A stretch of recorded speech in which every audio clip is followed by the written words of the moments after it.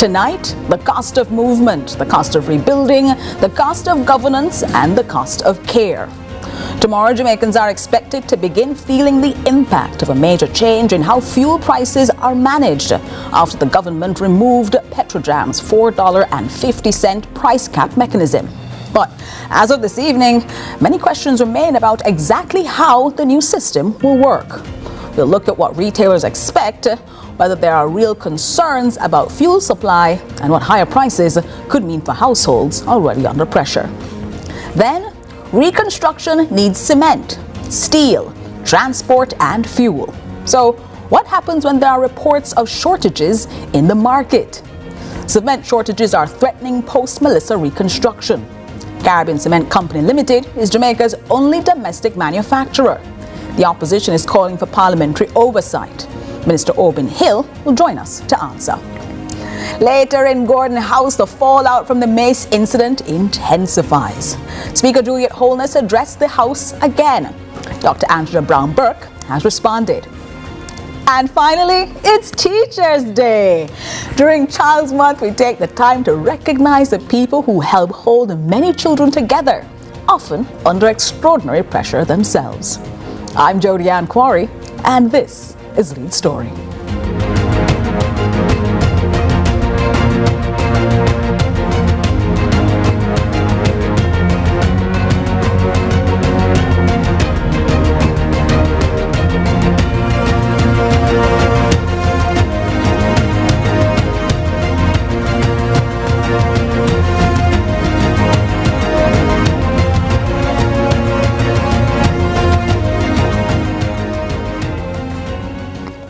For years, Jamaicans at the pump have been protected by a mechanism most of them never knew even existed.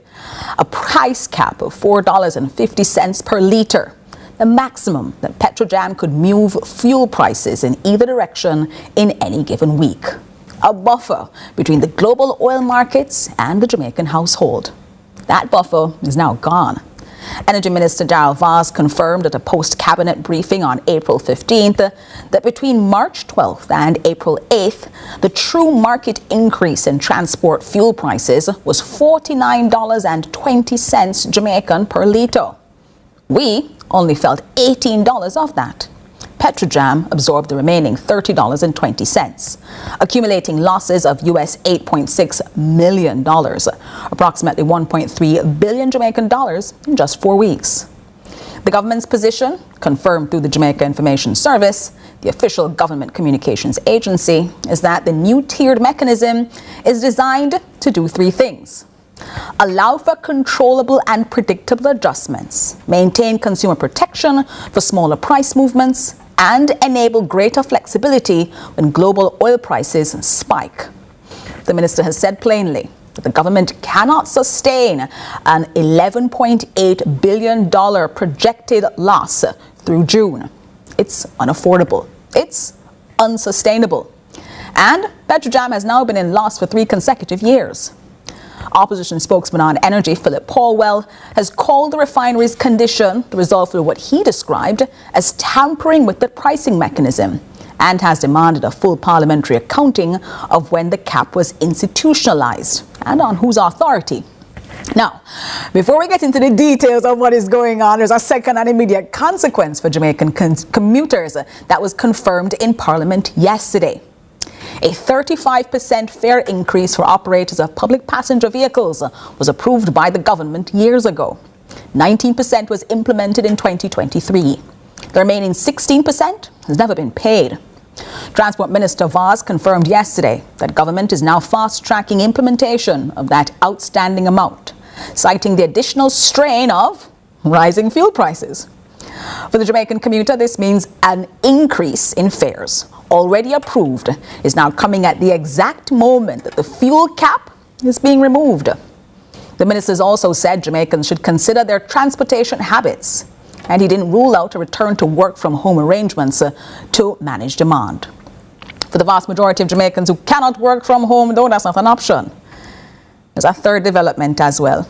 Cabinet has approved a heads of terms for new electricity licenses to be negotiated with the Jamaica Public Service. The existing license expires on July 8, 2027. The government has formally notified JPS that it will not renew under existing terms. Those negotiations will proceed under a non-disclosure agreement. A white paper on electricity sector reform has been drafted. Lead story will return to that in a dedicated edition. But all of these connect to oil. And tonight, the fuel cap. What all this means for route taxi operators, for the market vendor whose goods arrive by truck, and for the parents trying to get their child to school. We have with us this evening the president of the Jamaica Gasoline Retailers Association, Philip Chong, to help us better understand. Mr. Chong, welcome to Lead Story.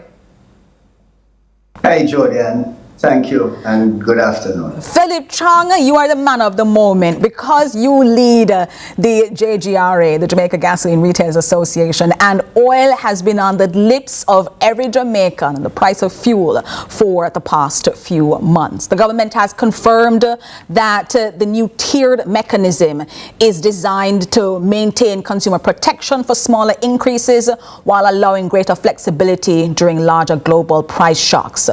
As at today, though, we don't quite understand how this is supposed to mean, or what this is supposed to mean. What does this mean for retailers, and what do you know about how the specific tier thresholds will work? Well, the tier thresholds have not been released as yet, but what? Hold on. Don't move from that just yet. Should they come into effect tomorrow? That's what most consumers expect. Is that what your understanding is as well? No. What we're seeing tomorrow is a standard increase of the cap figure. It seems to me like the government has decided to hold on to the cap, but no, because it offers the consumer a buffer to the massive increases that has taken place universally. So that $4.50 is still in place, even though we had been told that Jamaica could not maintain the $4.50 because we were projecting that we believe losing $11 billion into June. All right, so $4.50 still stays, but no word yet as to how this tiered mechanism would work. When we spoke with Energy Minister Darrell Vaz, he said, though Petrojam would be looking at it, the floor would be about $4.50. I asked him what the ceiling might look like. He said around $12. So you've heard no word yet as to what this might look like? No, we have no idea. And we have not heard we have not been brought into a consultation situation where we will be told what would happen. But what we are seeing is that the cap is still in effect and it augurs well for the consumer. That this cap, even with this increase tonight, would literally mean that we will be somewhere around 30% of an increase from when the conflict started. Now, the rest of the world is seeing a 50% increase. So we are better off right now in Jamaica than where it is in the rest of the world. Better off we are. How are your members faring? Because they have to be dealing with individuals who might not understand the Petrojam pricing mechanism, but go to them as gasoline retailers and say your prices are expensive. What are your members saying to you? Our members understand what is happening. The retail members, they do understand what is happening. But there is an effect of all of this increase, because it is actually reducing the viability of the retailers. To explain that in a nutshell, we still operate under a fixed margin, and a margin that is controlled by the marketing companies. And in doing that, our expenses has increased exponentially by the 30%. Right? Our losses in fuel, in sustaining the fuel, is increased and has increased, right, by 30% over 1%. So you can work out the figures. But it's still a loss. It is still a loss for the retailers. Are we then seeing a situation where some retailers might close because of these losses being unsustainable? Well, because of the control on our retail price, yes. Yes. It is, for the smaller stations, it is drawing very near to a situation where they will not or no longer be viable. But, it would be unconscionable for the retailers to increase their margin at this particular time, bearing in mind the effect it is having on the consumer. It might be unconscionable, but there are allegations that are now being looked at by the Fair Trading Commission that have said that some retailers have been charging higher than the sanctioned ex-refinery rate. What is the official position of your association? That some retailers are price gouging. That's what it's been called. What have you been hearing reports of that? And if you have, what's your organization's position? No, we've not been hearing of any price gouging. It is a free market. But what we're seeing is that the industry within itself is being controlled. The retail, the wholesalers are now attempting to control the retailing sector of the industry. And that within itself leads to a high level of manipulation.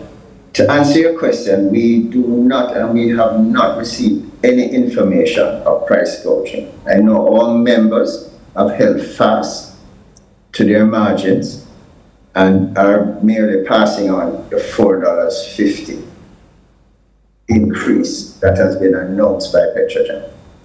What do you say to the minister now, especially since the $4.50 system has continued longer than had been anticipated, and you said that it is something that benefits consumers? What do you say to the energy minister before we close? But I'm saying he's doing a good job to maintain it. The outcome for the country and the expenses that the country has offered this price increase is dramatic. So important to hear from the head of an organization like yours, Philip Chong. Thank you so much for spending time with us this evening inside Lead Story as president of the Jamaica Gasoline Retailers Association. Appreciate your time this evening. Thank you very much. Coming up, cement reconstruction and a monopoly structure that was not designed for a national emergency. Mr. Oben Hill is next.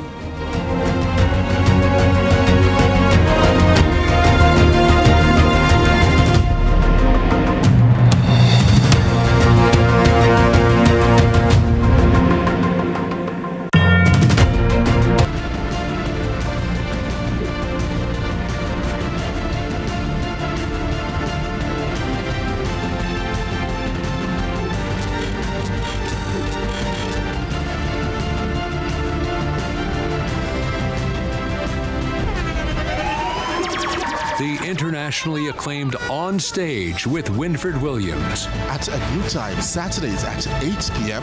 on CVM TV. So much more than entertainment. Let's delve deep into the issues. We'll take you beneath the surface. Greetings and salutations. My name is Orville Higgins, and it's another edition of Fan Central. Talking to the people at the heart of the top sporting stories. Hear from your favorite sportsmen and women and the administrators who work tirelessly to make it all happen. It's live sports talk. I've written an entire article. Yes. Looking at all the major issues every Tuesday at 9 p.m. It's Fan Central.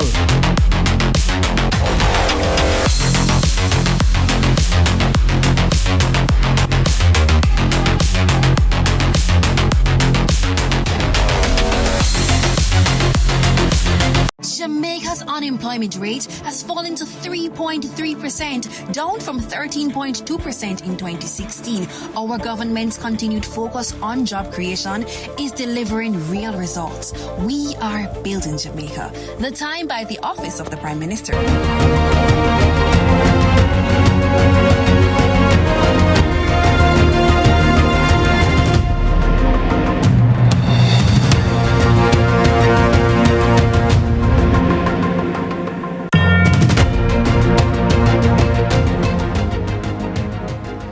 Jamaica is trying to rebuild. After Hurricane Melissa, the demand for cement, for roofing, for walls, for schools, for roads has never been higher.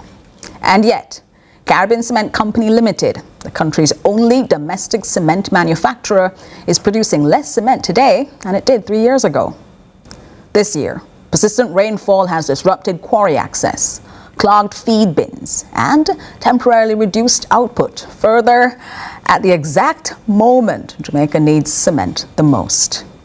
The Incorporated Master Builders Association of Jamaica was assured by Carib Cement executives that supply would normalize by mid-May. Today is May 6th. We're watching that commitment. But tonight's question goes beyond the weather. Carib Cement is majority owned through Trinidad Cement Limited by the Mexican building materials giant Cemex, which holds more than 74% of the company. In 2025, royalty and service fees paid to Cemex exceeded 753 million Jamaican dollars, up 53% in a single year. The only other company licensed to import cement is Buying House Cement Limited, and it's capped at 120,000 tons annually. All of this means, though, that all the rebuilding, all the construction, all the work that we need to see, especially after Nara, especially after Hurricane Melissa, especially to just build out homes that people need, depends on cement that we don't yet have. Well, joining me tonight to talk about the cement shortage and what it means for the construction here in the country, we have Minister of Industry, Investment and Commerce, the Honourable Orvin Hill. Welcome. Very nice to be here with you, and thanks for having me on. Thank you so much for joining us, Minister Hill. Welcome to Lead Story. Carib Cement told the IMAJ that supply would normalize by mid-May. Your ministry has been made aware of the shortage for most of March and April. What specific interventions has your ministry had to put in place to make sure that the cement that we need is now available on the ground? Let me give you a little background very quickly. You mentioned two companies there. We have a manufacturer, Carib Cement, that does produce a major amount of cement that we need in Jamaica. In order to have a safety valve, we have allowed another company, which you mentioned, Buying House, to import. Melissa affected both in different ways. Buying House has its establishment in Western Jamaica. You know what that means. Impacted by Hurricane Melissa? Impacted by Hurricane Melissa, in that their warehouses were denuded and their inventory was removed. Normally, Buying House, you said we give them 120,000 tons a year. That's true. Last year, I think they got 150 because different things happen. And they're usually asking, they just asked for another 10,000 tons last month, and in 3 days they got that approval from us. But when Melissa happened, it seems as if they have 3 warehouses or 2, and we were not made aware until late in March. I found out, not from them, that they were out of stock. Their stock was, you can imagine, cement and rain and so on. But the moment they asked, they got more. So that shortage had to be backed up by cement companies. Cement companies. Why would they not have told you, though, especially being in Western Jamaica, that they had been impacted, so that November of last year they could have now commenced importations, or even early January? There could be a number of measures. Remember now, their warehousing stuff. It's not easy to get back warehousing in 2 months when half of the country and the part that they live in have many buildings gone. So you can't just get back. So finding storage facility would have been one of the bottlenecks. So they had to wait. And just, I don't know, 2 weeks ago, they asked for 10,000 tons. They're back in arrangement, and they're getting back into the business. But they're a small part of it. Caribbean Cement, they're a domestic producer and supplier. Today we got information, person saying this time last year they'd have spent $1,200 per bag of cement. A couple weeks ago, $1,500. Today, $1,900. And they're being told that when they're buying cement, some companies are selling cement with blocks, that is marrying them, or they're not selling them more than 3 bags or 20 bags if it is that they're in the middle of larger construction projects. There are 2 parts to the cement business in Jamaica. There's an institutional part, big companies, ready mix, other big companies that distribute cement, and we know who the names are for the most part. And they have been more or less supplied. The real shortage, is you're absolutely right, is in the retail portion.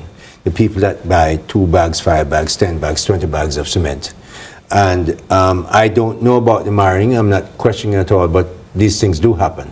What we do know is Carib Cement in the last 2 weekends have brought in tons and tons, 5, 4, number of tons of cement to come in, both for institutional, which means the big bags, and the smaller bags.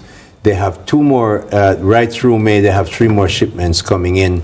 They expect that by the end of next week, the shortage, because they have cement unloading now, they have new ones coming in, all bagged for the retail trade. So they would expect that by the end. Today I met with a senior executive from CEMEX overseas, and the management here gave me a full update. We have a listing of the ships. We confirm that they're coming in, that they're in, and they expect the shortage to be relieved by the end of next week. End of next week is good for regular use. That is where we are right now. But the government has said there is need for us to build more through the National Reconstruction and Resilience Authority, NARA. There's going to be then an explosion of requirement for cement in the coming months.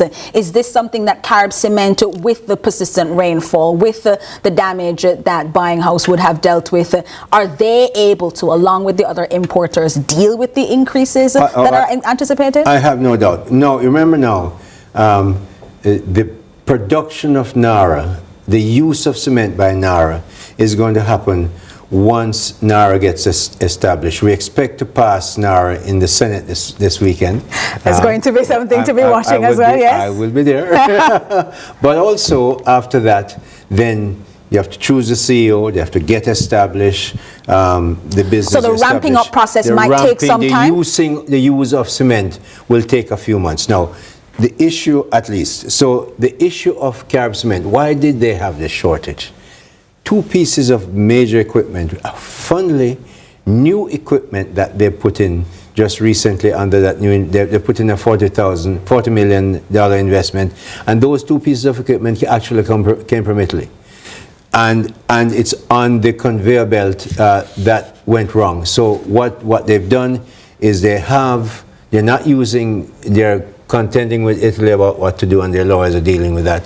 They have people in Jamaica, machinists now, fixing that area, and also a backup in Mexico. So they will always have that support. So they're going to be back up and running, and we expect that they will have enough cement to come in. Plus also, we are watching what's going on. They usually have a quota of about 60,000 tons a year to come in, so that will give them the buffer that they need. But we're watching very carefully, and you can imagine many people are now at my desk saying, we want to be able to import cement.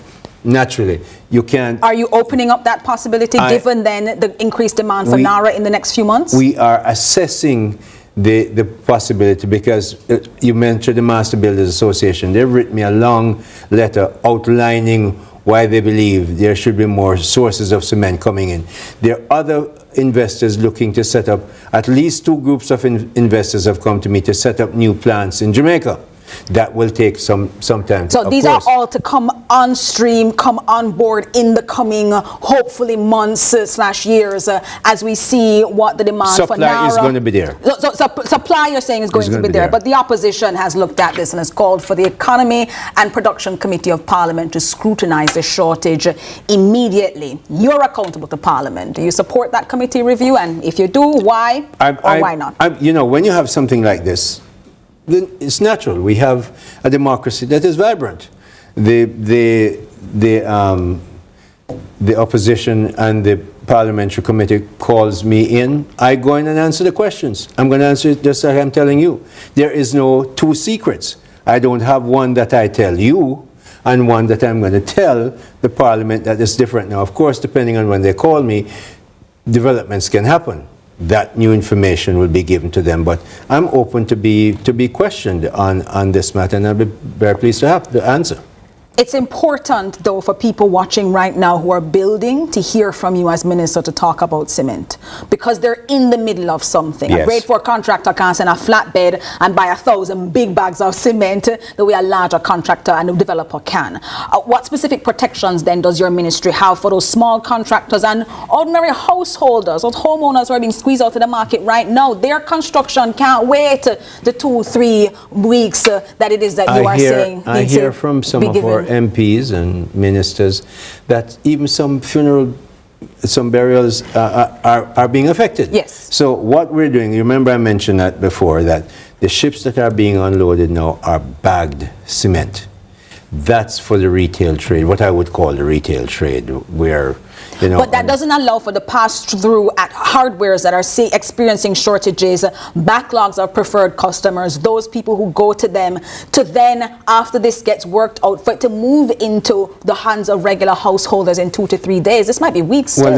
the moment you get it off the ship and you get it to hardware and you start supplying, the hardware has no reason now to try and marry, because there's cement. If you run a hardware, gentleman over there runs a hardware, you're going to have cement in the area, so there's no need to marry anymore. The thing is, you have to get the supply out there and get it quickly, and that is being pushed hard.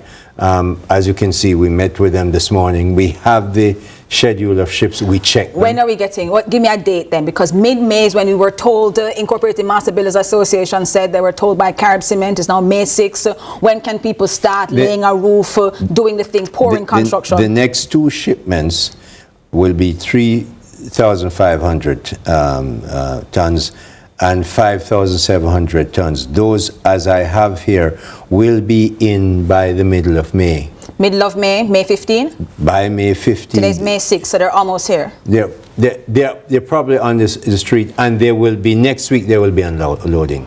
That's the information we have, so that by the 15th they expect that the supply will be there. Buying House, of course, is also bringing in their supply. Have they been able to expand now their warehouse capacity to fill now the quota that they're being given, especially the expanded quota? What I can tell you is that they've imported the 10,000 that they asked for, the additional.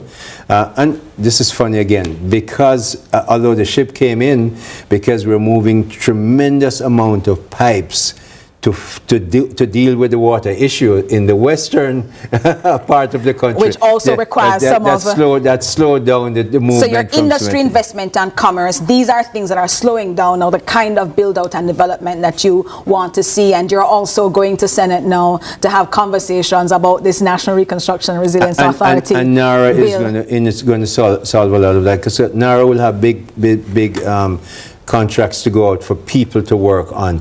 What I'm most interested in, as we get to the building back and building forward after Melissa, that the cement is there for them to do it, and that's vital, and we're working to make sure that is taken care of, and I'm tracking it. As I said, today I had people from Mexico in my office and from the Mexican management here to make sure that we understand what we're doing. What we've done in that discussion, I can disclose a little bit of that, where they were looking to have, the kiln goes down in July, August, and they have to do that every year. Where they were looking to have it, I said, no, you have to move it significantly higher, so that the demand that we expect is going to happen, they'll have cement for it. Well, you see, you just heard Minister Auburn Hill tell us that mid-May, which is a couple days from now, we should be expecting some alleviation from the shortage of cement that we're currently experiencing at the island. Minister Auburn Hill, Minister of Industry, Investment and Commerce, thank you so much for your time this evening. A pleasure to be here. Thank you so much. A pleasure to have you with us. Still to come, Gordon House at a crossroads, the mace, the suspension, the Speaker's rebuke, and the question of whether Jamaica's Parliament is managing dissent or suppressing it. That conversation up next.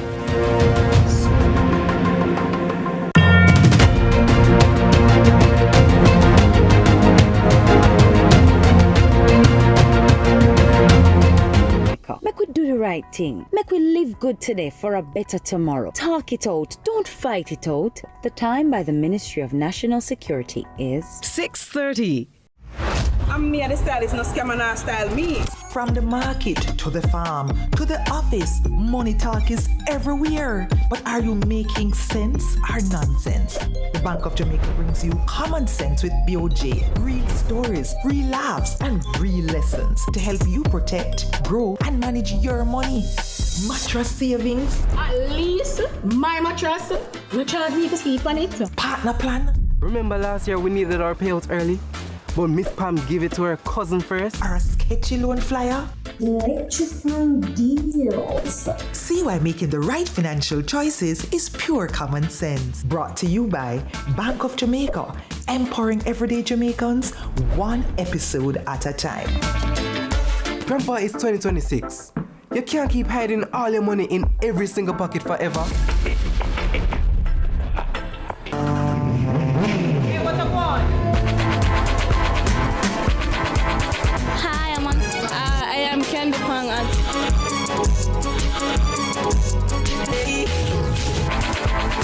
What I want? What a guan? That I want, pa. What I want? What I want? What a one! Mondays, Wednesdays, and Fridays at 8 a.m., 1:30 p.m., and 10 p.m. on CVM TV. And that's a guan, pa. What a guan?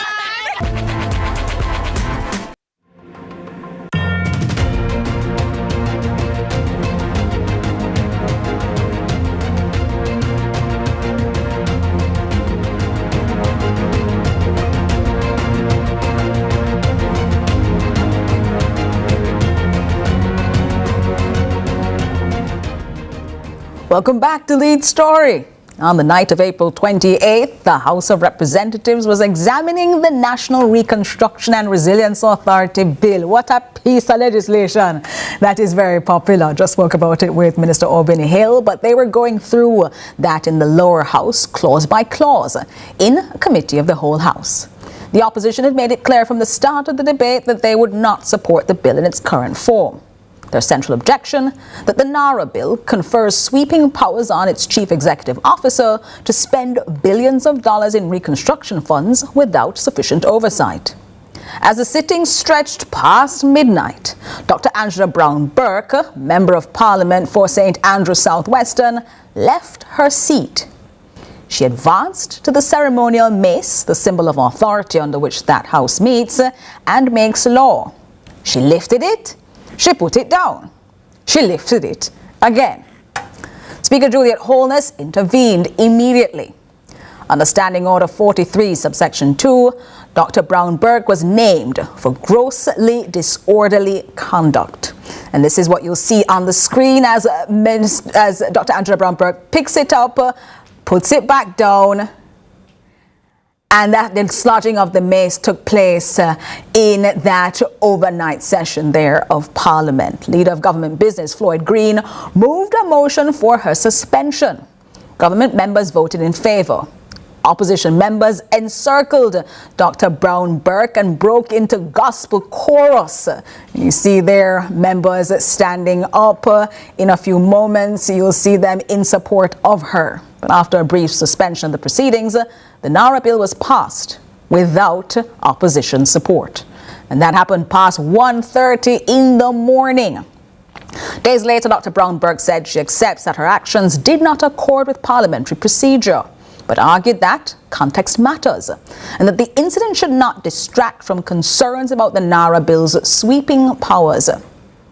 Now, let's take a look, because yesterday, Speaker Juliet Holness addressed the House again, and she was precise about what the real issue was. Let's take a listen. Lack of respect by the Speaker, the way she tries to scold us as if we are school children. There is just no mutual respect, and I think it is time something is done. I think that rabid partisan nature that is currently being displayed needs to be dealt with. If it is beyond her to be an unbiased arbitrator, then maybe the government, the governing party needs to look at appointing somebody else as a speaker. And if it is beyond us collectively to have someone who is elected operating that way, because I saw some communique from her elsewhere that she also has to answer to a political party that elected her. maybe we should move to having an independent Speaker of the House. If I were to apologize, I would not be true to myself. I would be a hypocrite, and I would hate to do that. I recognize that the standing orders allow the Parliament to decide on what that punishment is, what is asked of me in relation to that. An apology for handling the mace is not going to happen. That's Dr. Angela Brown-Burke there in response. But Juliet Holness, Speaker of the House, said that the mace wasn't the central issue at all. That what was at stake, in her framing, was whether members are willing to challenge the authority of the House, refuse to follow its rules, and bypass the appropriate channels for lodging objections. She said Jamaicans are entitled to members who can disagree without degrading the institution. She also revealed that this was not Dr. Brown-Burke's first breach of the order this year. Well, let's take a look then at all of this and what it means. And we're joined today by Dr. Rowan Lewis, Associate Professor of Language, Culture and Society, and our commentator this evening to give us feedback as to what he is seeing as we look at what we might just label the Mace debate. Welcome to Lead Story, Dr. Lewis. Thanks for having me. Good evening to your guests and to your viewers. Dr. Lewis, you're here on Jamaican television talking to people who have seen the drama of this Mace debate. They saw what took place last Tuesday. We played it there a moment ago. And then they have just seen Dr. Angela Brown-Burke, the member now under pressure, saying she would be a hypocrite if she apologized. Now, the mace is a symbol of authority under which the House meets and makes law. Dr. Brown-Burke lifted it during the debate on a bill she argues confers sweeping, unchecked powers. From your analytical standpoint, how do you read that? As protest, as performing, or something more constitutionally significant? Well, there are multiple ways in which one can read what happened in Parliament, and I think perhaps it would be useful for us to begin to look at them, segment by segment. So what Dr. Brown-Burke did is one thing, and I think she has admitted that what she did contravene the rules of the House, and of course, Speaker Holness did indicate that there should be some kind of follow-up punishment in quotation marks in regard to that, and that took place with the vote in the House, and she was expelled. So that's one component of the matter that has to be engaged. There are a number of others, however, that have arisen subsequent to what Speaker Holness did. Now, I think too many, and those of us who have been on social media have been seeing so many strands of the story being pulled together, and of course you have the partisans who take their own spins on the various strands of the story, and they've been using those going in multiple directions. It's important, though, I think, for us to look at perhaps three core issues. The first thing is what Member Brown-Burke did was a contravention, and I think everybody understands that, and that's the point of departure for all of the other things that one needs to examine. Having done that, there are going to be certain kinds of punishments that follow. That is also clear, and I think nobody denies that. Now, I think part of the problem was that the People's National Party, it did not give enough room, but that kind of sense of, okay, this is something that is a contravention and that needs to be addressed as a contravention at the time, okay? They have their own narrative, and I think the partisans will deal with that narrative about what the Speaker does or doesn't do in Parliament. But there's the most critical component, though, I think, of this, and I'll get to the third in a little while, is the reaction of the Speaker. Because if what Member Brown-Burke did was, as the contravention became the story and was treated in a particular way, then it remained the story. It did not remain the story because of the response of the Speaker.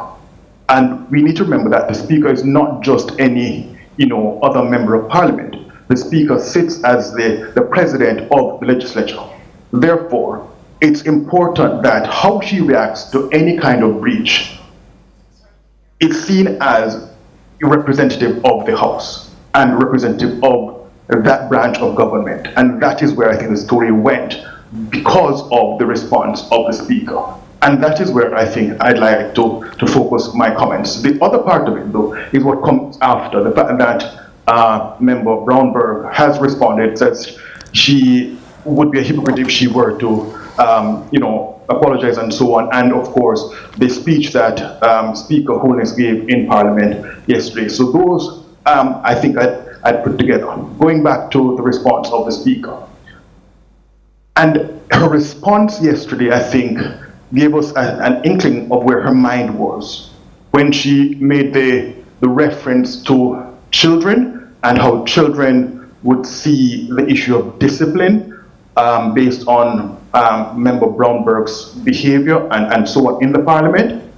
It suggests to me that her telling the member, running the member out like you would run a stray dog out of your yard, that says to me that there is something going on there that is problematic. So this characterization that you have made a moment ago, like running a stray dog out of the yard, is one that is for some appropriate, for others unduly harsh, given that Speaker Holness, like the rest of Parliament, had been there past midnight, had been seeing what had taken place.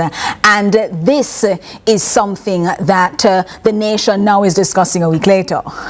Speaker Holness drew a precise distinction, saying that the mace is not the issue. The issue is the willingness to challenge institutional authority and bypass proper channels. But Dr. Brownberg has said those channels were already exhausted and that opposition voices were being sidelined. If both are true simultaneously, that the channels exist and they don't work, what does that tell us about the state of Jamaican parliamentary democracy then? Right. And again, I don't know that we have all the details to be able to make sense of those two sides. I think the partisans will tell you, one is right and the other isn't, the other is right, and so on. I think that we leave to them and to history.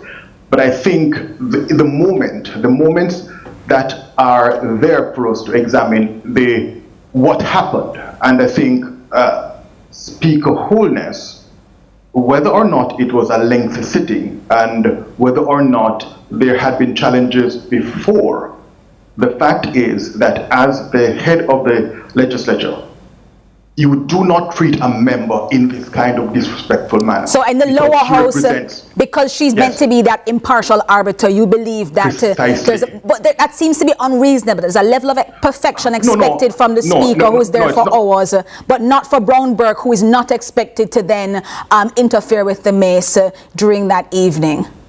True. But I think you missed part of what I said earlier then, if you're coming to that conclusion. The fact is that we admit that a breach took place. So it's not that a breach didn't take place. I'll give you an analogy that a friend of mine gave earlier today when we were talking about the matter. If a child in school, and I'm going back to Speaker Holness's mindset, where she made the comparison with children and how they learn about discipline based on what's happening in the Parliament. If you are a teacher and a child does something that's out of place, as the teacher, you can't say, because the child did this, I responded in this draconian way. It doesn't work like that, because there's a heavier burden of responsibility on you as teacher. That is why you're a teacher. Otherwise, you go sit with the children. And this part of the elevation of Speaker Holness is because she should, in the eyes of those of her peers, be someone who could execute the functions of Speaker, being the arbiter. And in that moment, okay, so I will agree with you that perhaps there's a greater expectation that is unwarranted given how long they were there in the sitting.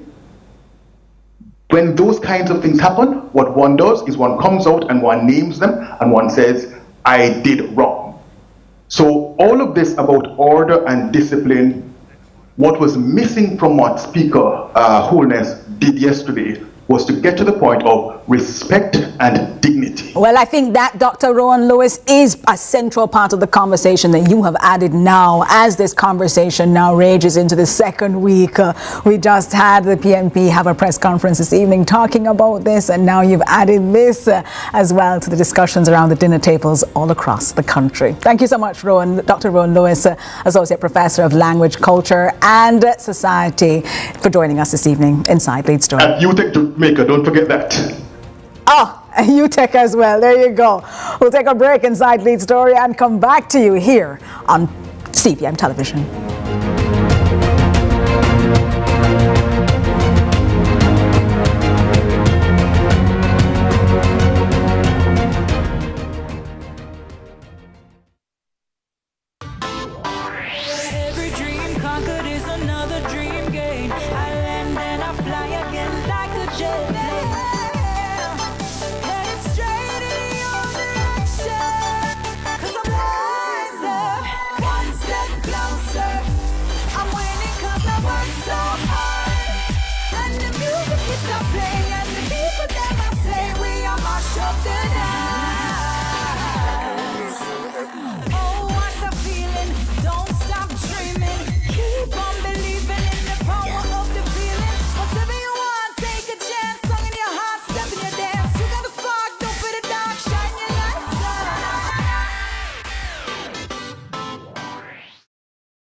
Let's delve deep into the issues. We'll take you beneath the surface. Greetings and salutations. My name is Orville Higgins, and it's another edition of Fan Central. Talking to the people at the heart of the top sporting stories. Hear from your favorite sportsmen and women and the administrators who work tirelessly to make it all happen. It's live sports talk. I've written an entire article. Yes. Looking at all the major issues every Tuesday at 9 p.m. It's Fan Central.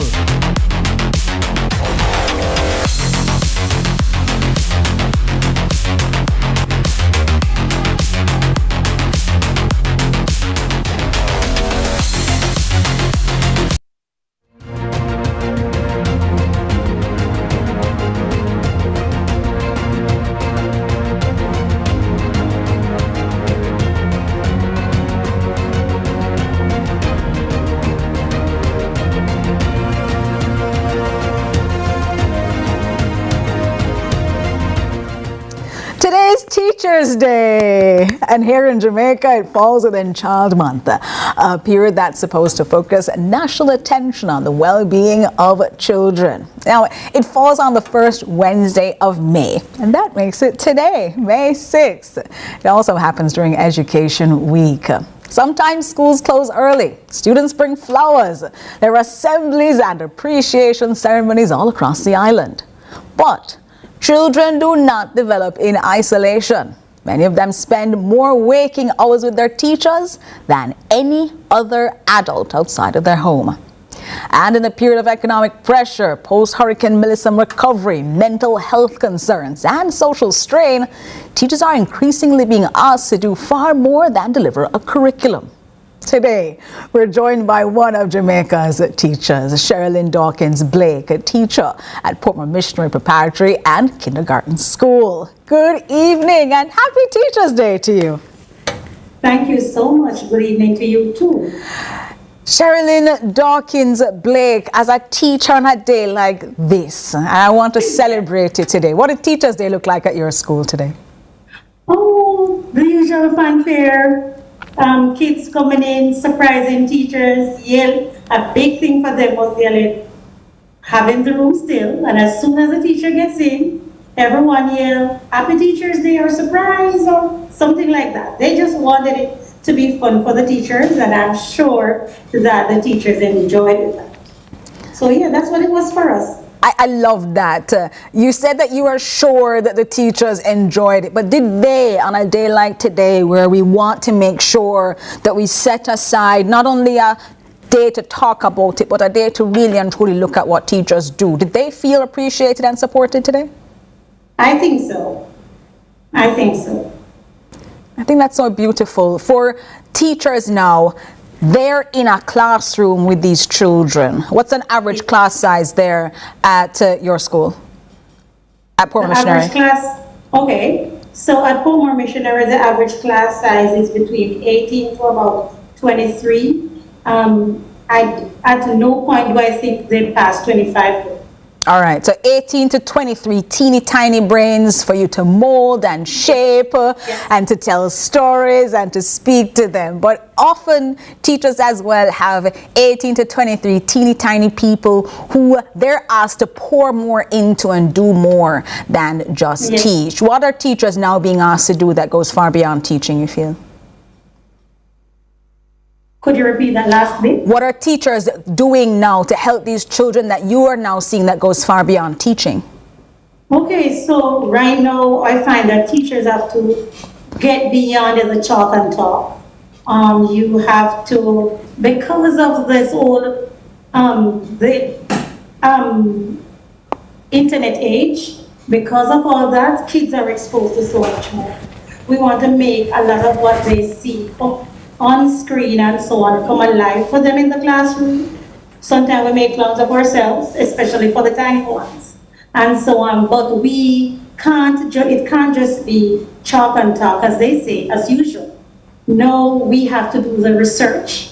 We have to prepare ourselves in advance so that we can come and pour into these little ones. Because the truth is, the ones we're dealing with in this day and age, they will challenge you, they will challenge whatever you're putting out to them if it does not make sense. If it's not, if it's not factual, they will test all that for you. So teachers have to, it can't just be the usual thing from yesteryears. We have to research, learn new things in the process of preparing for our little ones. Those little ones depend on these teachers, though. They think the world of you. They are the ones that come to school. My teacher said, my teacher did, when they go back home. But as they come from their homes, are children coming to school carrying more emotional stresses than they did a few years ago, changing the way then that you as a teacher have to show up for these children? For sure. For sure. That's happening. And I don't think it is unique to Portmore Missionary, right? I just think the way the world is right now, sometimes they do come in, you find yourself having to be mommy and daddy for some of these little ones. Sometimes they'll get out of the car upset and you have to try to talk them down, because the truth is learning doesn't take place if the child is not focused and not ready. So you have to get them calm to the point where they are now ready and receptive for learning. Sometimes they may be upset, sometimes simple things. Sometimes they may think they're not being listened to. You now have to give them the listening ear, allow them to speak, tell you what they think was wrong with whether it's between what you said or what mommy said or what daddy said, and allow them, just have a reasoning conversation with them, and so that they can be ready and in the frame of mind learning. I think that is so important, and the role that the teachers play then is so critical, preparing those minds to be fertile ground for them to learn.